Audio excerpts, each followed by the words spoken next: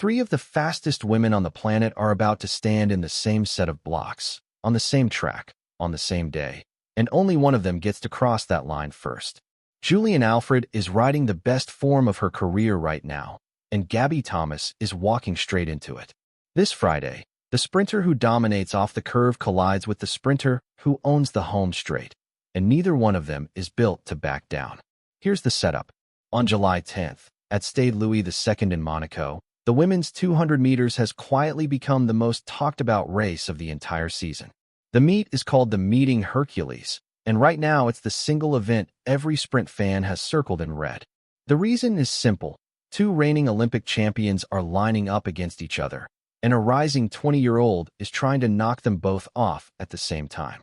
In one lane, Gabby Thomas, the reigning Olympic 200-meter champion. In another, Julien Alfred, the reigning Olympic 100-meter champion. And squeezed right between them, Edition Odiong, the fastest woman in the world this year. Three of the quickest athletes alive, all in the same race, all in the same lanes. Something has to give.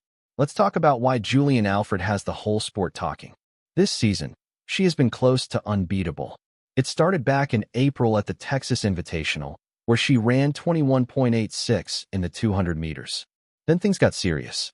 When the Diamond League season opened, she traveled to Rome and won the 200 in 21.93, and in that same race, she beat the reigning world champion, Melissa Jefferson-Wooden.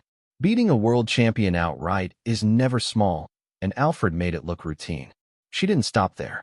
She flew to Oslo, dropped down to the 100 meters instead, and won that one too, crossing in 10.76.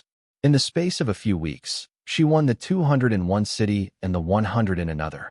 Her season's best over 200 sits at 21.86, with a personal best of 21.71 from earlier in her career. When a sprinter is winning across two different distances back-to-back like that, it tells you exactly what kind of shape she's in. That's the storm Gabby Thomas has to walk into. And Alfred's background makes all of this even bigger. She's from Saint Lucia, a small island nation. When she won Olympic 100-meter gold in Paris in 2024, clocking 10.72, it wasn't just a personal milestone. It was Saint Lucia's first Olympic medal in any sport, at any games, ever. That same week in Paris, she also lined up in the 200-meter final. She finished second, running 22.08. And the woman who beat her that day was Gabby Thomas. So this Monaco showdown isn't a first meeting, it's a rematch, and there's real history behind it. Alfred's resume keeps growing too. She took bronze at the 2025 World Championships and won gold in the 60 meters at the 2024 World Indoor Championships.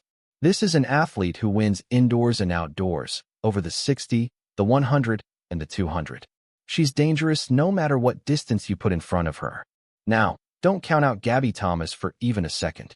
She's one of the greatest sprinters the United States has ever produced. At the 2024 Paris Olympics, she won 200-meter gold in 21.83, and she didn't stop there. She left Paris with two more golds from relay duty, the 4x100 and the 4x400. 3 golds from a single Olympics. That's a monster campaign by any measure. Her career keeps stacking up from there. She took bronze in the 200 at the Tokyo Olympics back in 2020. She won silver at the 2023 World Championships, running 21.81, just behind Shericka Jackson. And her personal best of 21.60 is the second fastest 200 meters ever run by an American woman. Sit with that for a second fastest in her country's entire history. This year, Thomas has looked sharp too. Her season's best sits at 21.70, run just a few weeks back.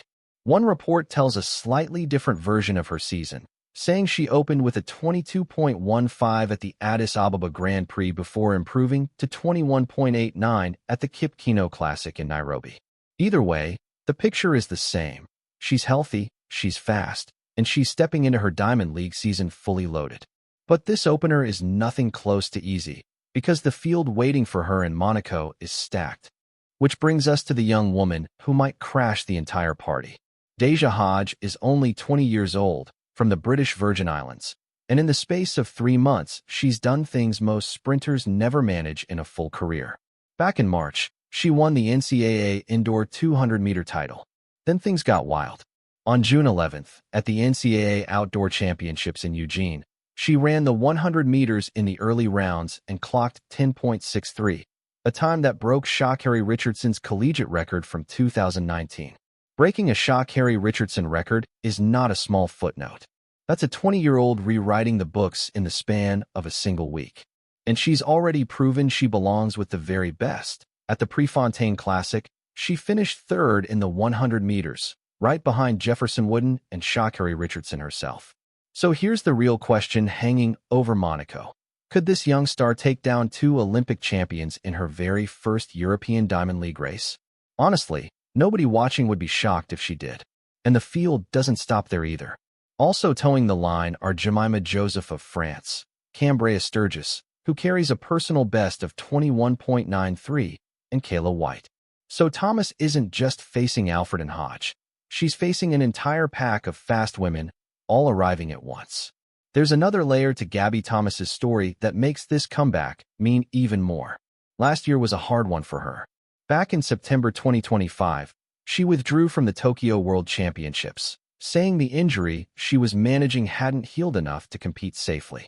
That's never an easy call for any athlete to make, but she chose to protect her body over chasing one more medal.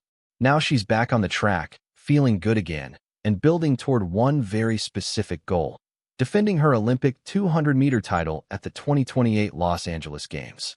That's the target driving everything she's doing right now. Interestingly, Thomas herself has called 2026 an off year, since there's no major global championship on the calendar this time around.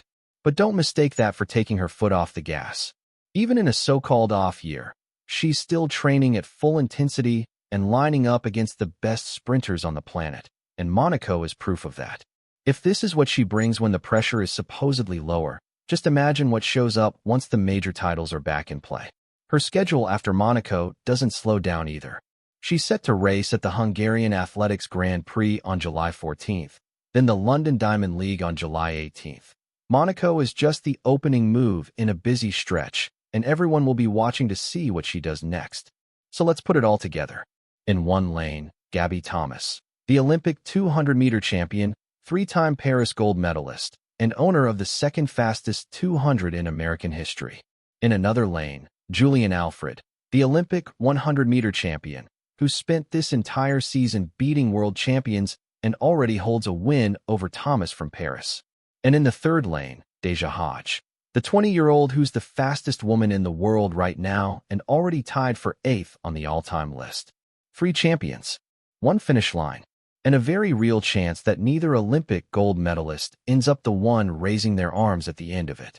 That's exactly why the entire track and field world has its eyes locked on Monaco this July 10th. So, who's your pick to cross that line first?